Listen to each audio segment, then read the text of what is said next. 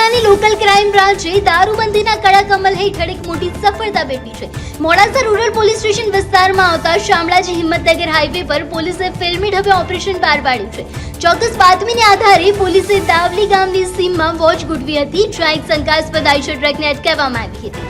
જ્યારે પોલીસે ટ્રક ચાલકની પૂછપરછ કરી હતી ત્યારે તેણે પોલીસને ગેરમાર્ગે દોરવા માટે એવું જણાવ્યું હતું કે ગાડીમાં સિલાઈ મશીનના બોક્સ ભરેલા છે, પરંતુ પોલીસની બાજ નજરથી કંઈ છુપું ન રહ્યું।